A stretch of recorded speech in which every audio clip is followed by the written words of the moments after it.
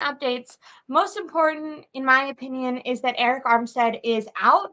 And luckily, yesterday on my live stream, I kind of questioned whether or not it was his knee that was bothering him the most or the foot injury because he was kind of dealing with both a knee and a foot injury um, all year round.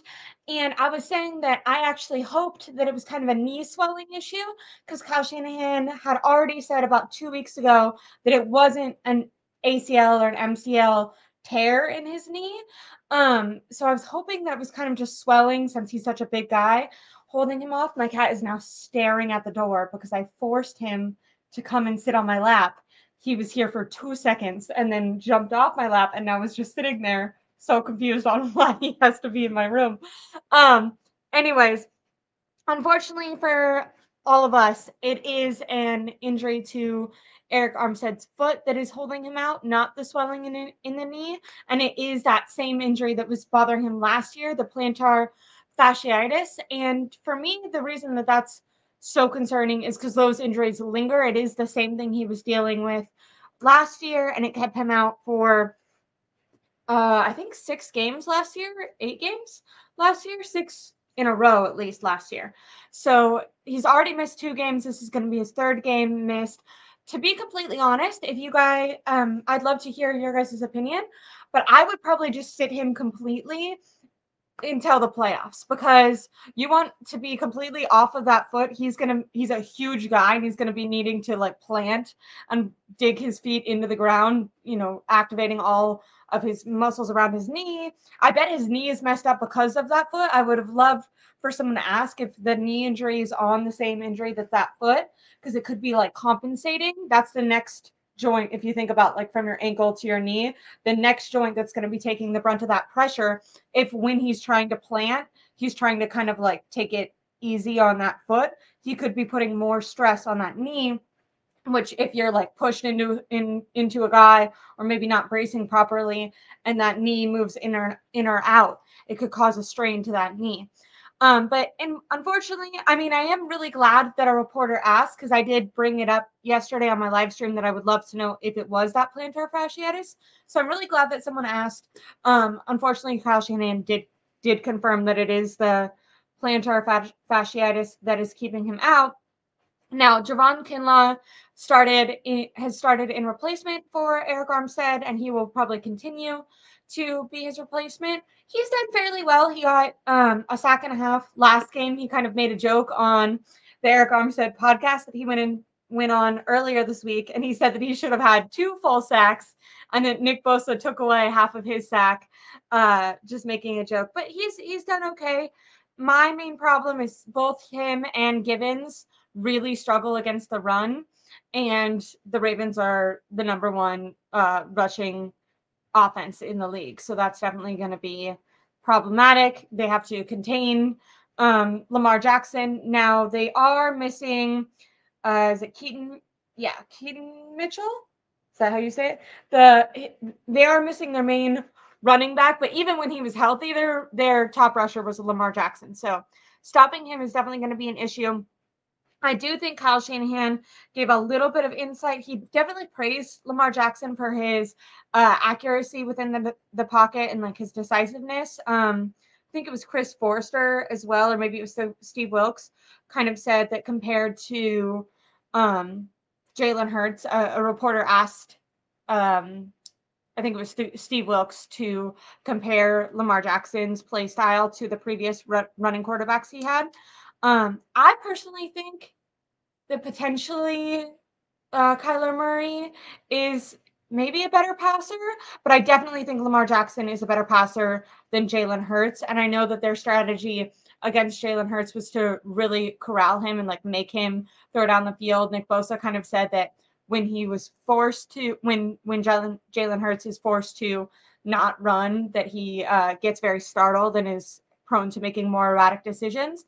I don't think Lamar Jackson is at that level. I do think he has a much better passing ability than people give him credit for. Now they're also out Mark Andrews, who is his number one offensive weapon.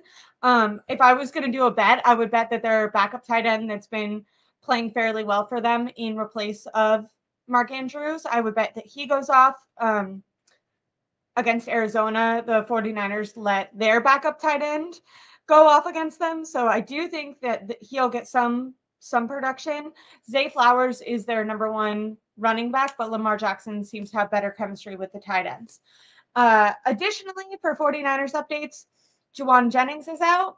Now, I when I was live streaming yesterday, I said that Javon Jennings was going to have to be out because if you guys remember when Brock Purdy was in the concussion protocol, I went over the steps for the protocol, but the last two steps, so step 4 is basically a full go. So what they have you do is they start off just with like minimal aerobic ability, and then they have like a cardio based ability, and then they have more of like a full-blown football activity, and they're testing how your body and your brain is responding, and how you're like basically if you're getting any sort of anxiety within your body that could swell your brain to each step. And so in my opinion, Javon Jennings probably has to be within the second to the third. He's probably even the second, because I think reporters, even if he was working to the side, they always make sure to kind of note when a player is out there. And Javon Jennings was not noted as out there at all this week. So he must still be in the second position, which would mean he's like doing aerobic activity and not no football activity. But yesterday was their last full-grown practice day, and in order to pass the concussion protocol, you have to attempt like a full-blown practice. So when he was not participating yesterday, I assumed that he would be out because I didn't know how they would like mimic a practice, because the last two steps are full-blown practice and then getting cleared by an independent arbitrator type of person to make sure that the team isn't like passing anyone through that shouldn't be through. But they're definitely not doing that with Javon Jennings because he is out. Oh, I forgot that I didn't even post the link. I'm sorry. Thank you. Thanks for reminding me. My bad, guys. If you guys want to call in, go ahead. Like I said, originally I was supposed to do the show with Rohan, but we had a bit of a mix-up. Potentially we'll do a show on Monday night after the game. If not, I'll do my little reaction that I always do. But yeah, so Javon Jennings is out. I'll be interested to see if they have Ronnie Bell. I mean, Kyle Shanahan said that they're still going to have Ronnie Bell at punt returner, but I do wonder if they'll have him maybe come in for certain passing downs more now, because Javon Jennings, although he's not like a pivotal point of the offense, I feel like every game he does make like a crucial first down or a crucial third down because he's really good at blocking, and because there's so many other weapons for opposing defenses to kind of clue in on, he can kind of get open. So if Kyle Shanahan can scheme up players like maybe a Juszczyk or a Ronnie Bell, I think that would be a very smart game plan. Plus, I think Bell is going to be a better receiver. From what I heard in the offseason, he was actually doing really well in drills. Watching him on punt return really makes me nervous. I don't think he's very good, and he did cause, what was it, Mitch Wosowski, when he did his fake punt. The reason that got called back is because Bell tripped and fell. So that does make me kind of nervous. I feel like it always looks like he's about to fumble, but hopefully as a receiver he does better, and I think he'll get his opportunity this week. Another guy who's going to get his opportunity potentially to play is Javon Hargrave, who has that hamstring injury. He was participating in practice yesterday, and then he was also in practice today. Now, practice today was just a walkthrough, but he is listed as questionable, which means potentially they might have him play. I'm wondering if it's smart to have him play or not, because I know that it would be more helpful to have Hargrave and Kinlaw back-to-back, because when they're stopping the run, Kinlaw and Givens really do struggle. So maybe having one of the better guys in. But I don't know. With a hamstring injury, I played Pee-wee sports. I ran track until college. I had my fair share of injuries. Now, I am a not professional person and, a girl who was probably doing a lot of things wrong, and I don't have all the help of the NFL. So if the 49ers clear him and think he's good to go, I think that's fine. But from everything I've ever experienced with myself and my peers, hamstring injuries are usually 3-week injuries, and they can be really easily re-aggravated, especially, like I said, you're thinking of these huge 300-plus pound guys in a constant tension squat when they're in their stance. The reason the Javon Hargrave is a better player than Kinlaw is because of pad level. That's Kinlaw's main problem. And pad level, all that means is like you're able to just be in a squat at all times while you're pushing the other player back and while you're pushing off. Now, when you're in that stance, you're activating the hell out of your hamstring and then literally utilizing that like torque to catapult you forward. So like the smallest little tweak in my opinion, I don't know. I don't think it's worth it. I'd sit Armstead no matter what until the playoffs, and I would sit Hargrave for a minimum of 3 weeks. He's missed 1 game, so maybe even another game. I know. I guess the thinking is if they can push and they can beat the Ravens, then during week 18 they can kind of take that week off and they'll have, if they solidify that first seed, they're going to have a bye week, which they desperately need, not only for the players that are injured, but I think it was Kyle Posey of Niners Nation put out something. They had 17 missed tackles in the last game. The game before that, they had 12, and the game before that, they had 15. So Fred Warner and Jerry Greenlaw have really struggled with missed tackles. Same thing with the secondary. And the secondary has performed very well, but as the team as a whole has really struggled with those missed tackles.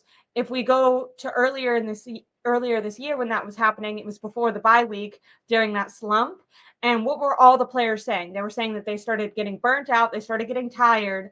So the 49ers need that bye week to really rest up, not only so all the injured players can hopefully come back with vengeance in the playoffs, but also so all the players that maybe aren't injured enough to be sitting out, but definitely are dealing with their own nicks on the football game that just happened. Oh, Thursday night. On Thursday Night Football, they had George Kittle talk for a little bit. He was one of the speakers that came on the broadcast and spoke, and someone asked him about how he was feeling body-wise, and he said that he has definitely felt better and was struggling.